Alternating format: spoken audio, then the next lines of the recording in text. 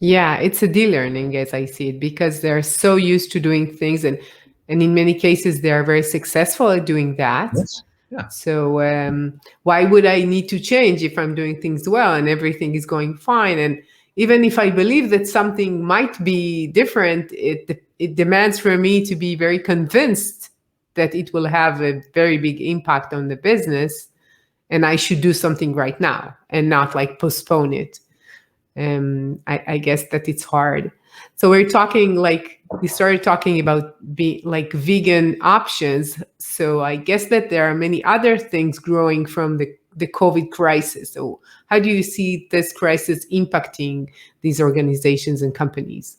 Now, yeah, let's say um, a lot of businesses flourish, and a lot of businesses have are hit hard.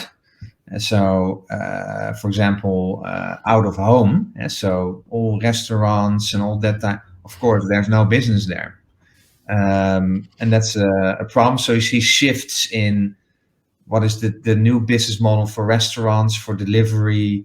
You hear about ghost kitchens. It's a big opportunity where a lot of investment is made. So it's not about restaurants anymore, but only delivery kitchens. So you only have kitchens, and you can still order with your favorite restaurant, but it's somebody else cooking somewhere that menu, right? So that's a very Mhm. different model.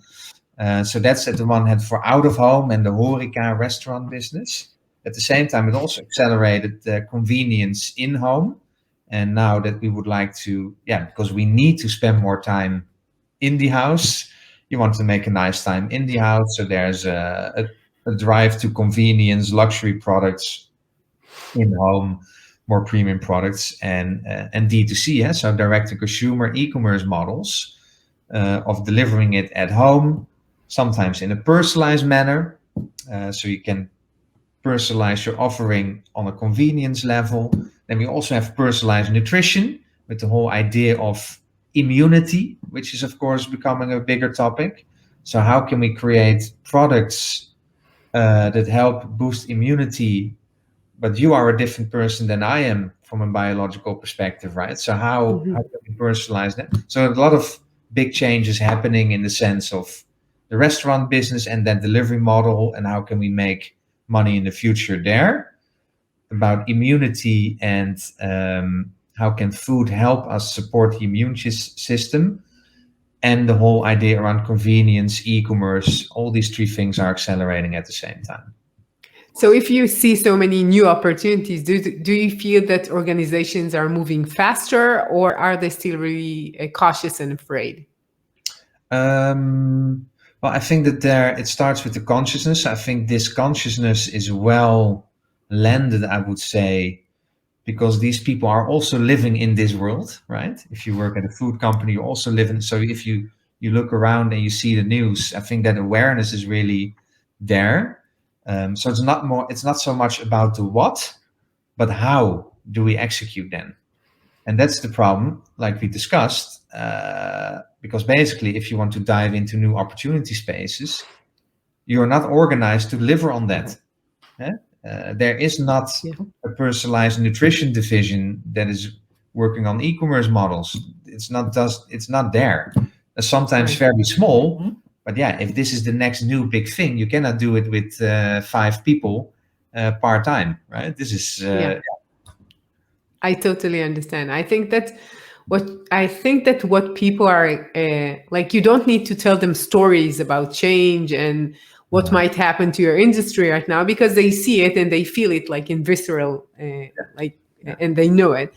But I think that the gap between what needs to be done and how to do it is so big, and innovation is like insurance. You need to know it all the time. And once you really need it, you can execute.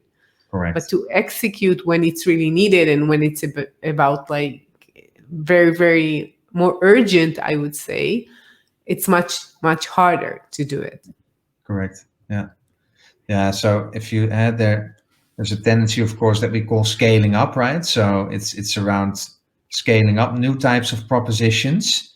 And there you see within our own industry, but also within a corporation, that to scale up, uh, You need to work on the hard things, structure, process, metrics, funding mechanism, leadership alignment, let's say these types of things. But what we do not talk about is what does it actually take for people that now work within a corporation or for the management. Even if you hire outside in people, what does it mean for you as a person to work on such an adventure?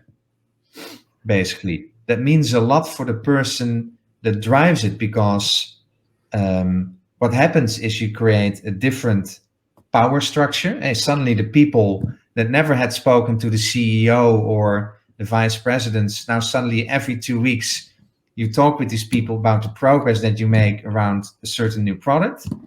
It is involved about money. So when it's about money, there are always more stakes at play, I would say.